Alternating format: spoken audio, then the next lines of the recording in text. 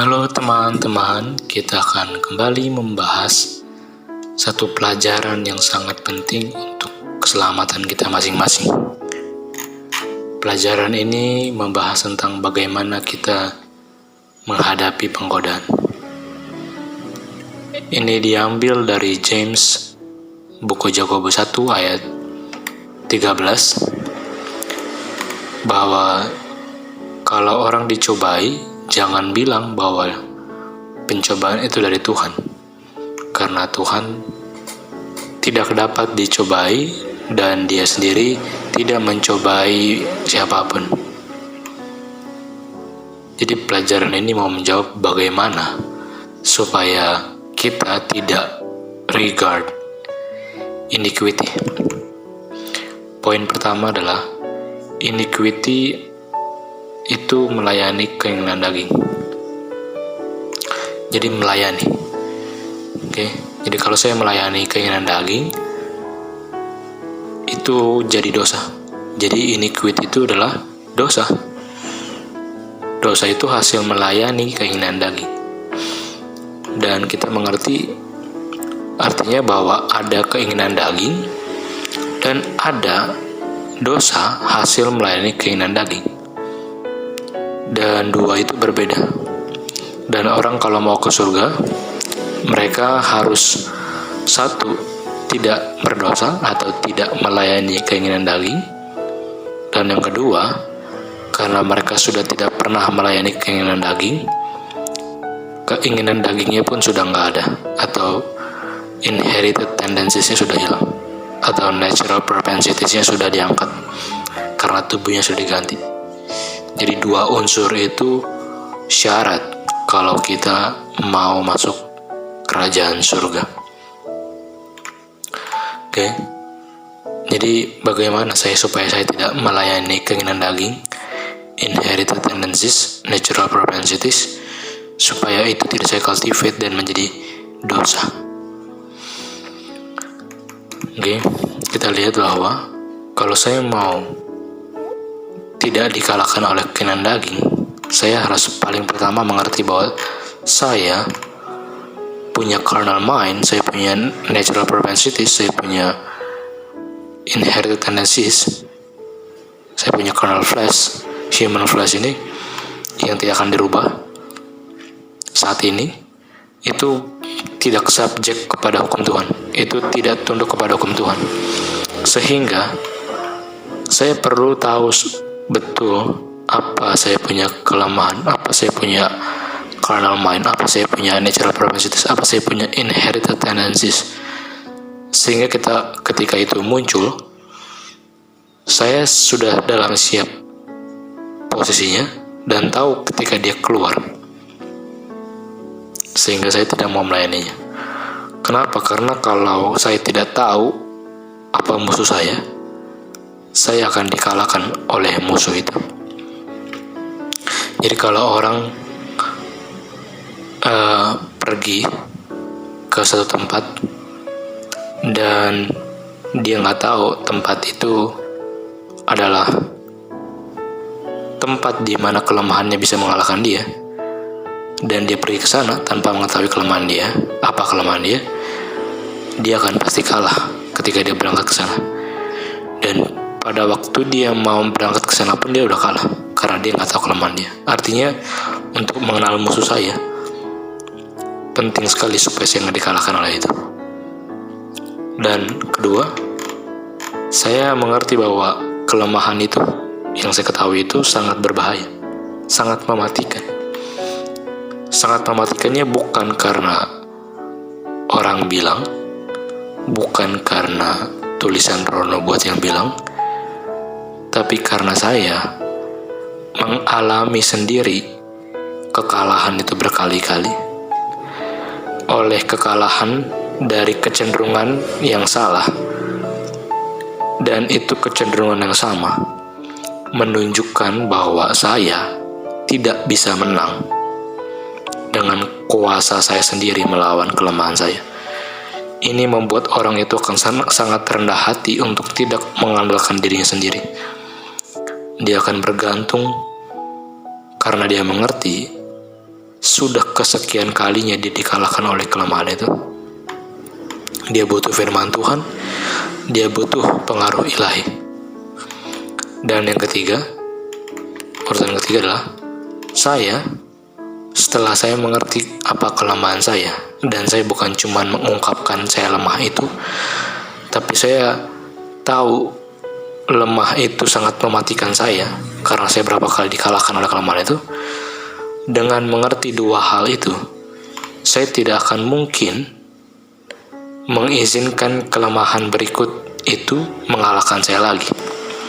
Sehingga apa yang perlu saya lakukan? Saya akan seperti Daniel di Daniel 1 ayat 8. Apa yang Daniel lakukan? Dia akan membuat keputusan dalam hatinya. Dia akan merencanakan satu rencana sebelum dia menghadapi kelemahan itu nanti pada saat diungkapkan. Jadi seandainya saya adalah seorang pelupa, saya seorang yang teledor, saya tahu kelemahan saya teledor, sebelum di hari H, di mana barang yang perlu saya wajib bawa itu mungkin saja saya, karena sifat pelupa saya akan lupakan, saya akan membuat rencana, saya akan membuat keputusan bagaimana untuk menanggulangi kelupaan itu. Bagaimana upaya saya 1 minggu sebelum hari H, saya akan mempersiapkan diri jauh-jauh hari supaya kecerobohan itu yang sangat mematikan, dan saya mengerti itulah kelemahan saya, tidak akan lagi mengalahkan saya. Ketika saya tidak tahu apa kelemahan saya, tidak tahu apa kelemahan saya dan sangat berbahaya itu, saya tidak akan pernah merencanakan apapun. Dan kalau saya tidak merencanakan apapun, kalau saya tidak merencanakan itu, saya bukanlah Daniel. Karena Daniel dengan cara merencanakan itulah dia bisa menang. Jadi sangat penting untuk mengetahui kelemahan saya. Dan bagaimana saya tahu kelemahan saya? Puji Tuhan, Alkitab bilang bahwa scripture, tulisan-tulisan para nabi ini dituliskan untuk mengoreksi, mendidik, menegur. Jadi bukan cuma Alkitab, bukan cuma Roh Nubuat, orang-orang di sekitar saya pun jadi sarana di mana Tuhan bisa memberitahu kelemahan saya. Dan orang yang mau menang, dia akan sangat rendah hati menempatkan dirinya di bawah teguran Tuhan.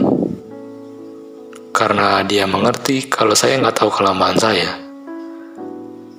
saya tidak akan pernah masuk surga. Karena hanya orang yang menang terhadap kelemahannya yang masuk surga.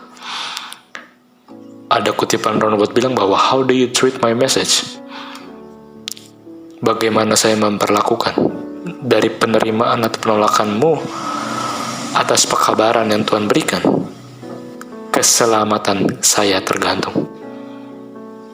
Bukan berdasarkan siapa yang bilang, bukan karena siapa yang bilang membuat saya harus memperhatikan atau tidak, karena keselamatan saya bukan dari siapa yang bilang, tapi apa pekabaran yang dibilang oleh siapapun pekabarnya.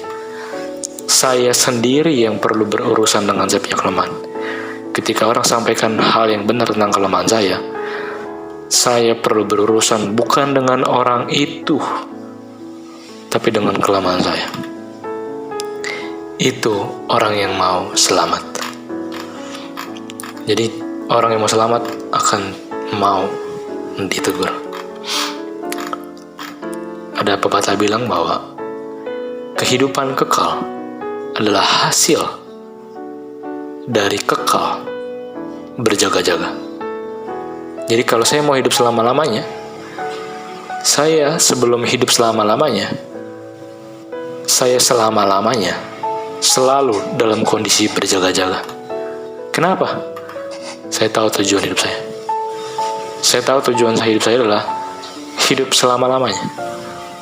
Dan untuk mempertahankan, menjaga dan memperoleh hidup selama-lamanya, saya harus selama-lamanya berjaga-jaga supaya nggak ditaklukkan oleh kelemahan saya.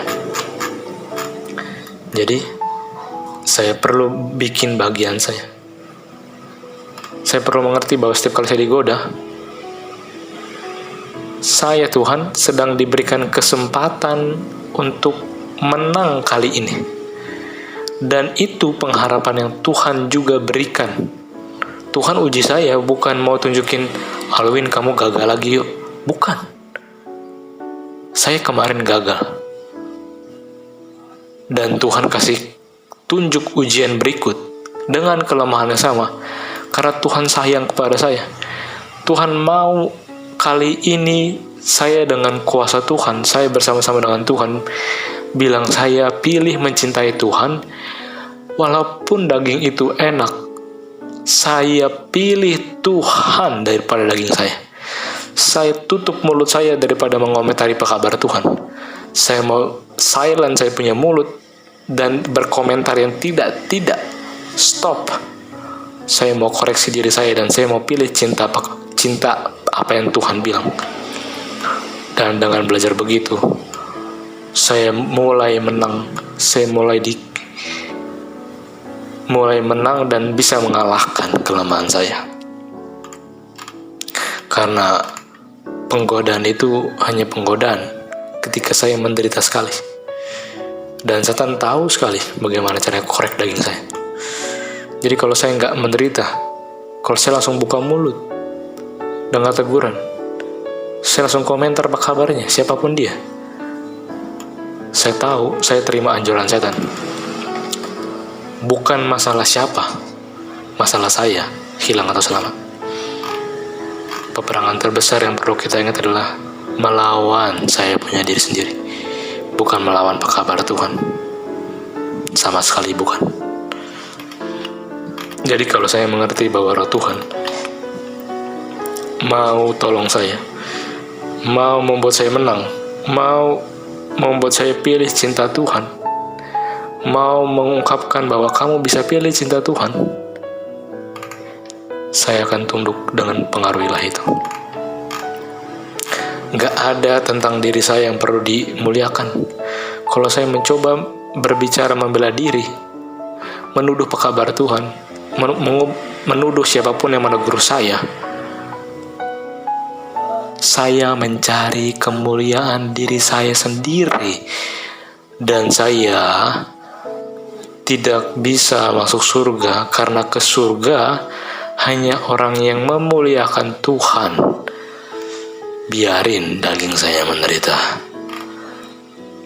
Jadi saya ketika saya belajar, Tuhan, saya mau pelajaran ini menunjukkan kelemahan saya, mengingatkan saya melalui Roh Tuhan, supaya saya ketika kelemahan saya ditunjukkan, ketika posisi dan situasi kondisi tertentu menunjukkan kelemahan saya mau semua pelajaran itu jadi power untuk Roh Tuhan, membuat saya ingat pilih yang benar dan menutup mulut saya dari membicarakan, memfitnah, atau tidak bersyukur dalam segala hal. Ketika saya mulai mencoba menuduh, mempersalahkan, menggerutu, bersungut-sungut akan semua teguran dan kondisi Tuhan kasih, Tuhan ingatkan saya. Karena waktu saya digoda, saya tahu Tuhan ingin saya menang, supaya at least saya mau tunjukin saya mencintai Tuhan, bukan dengan usaha saya. Saya mau cinta Tuhan karena Tuhan lebih dulu mengasihi saya. Terpujilah nama Tuhan.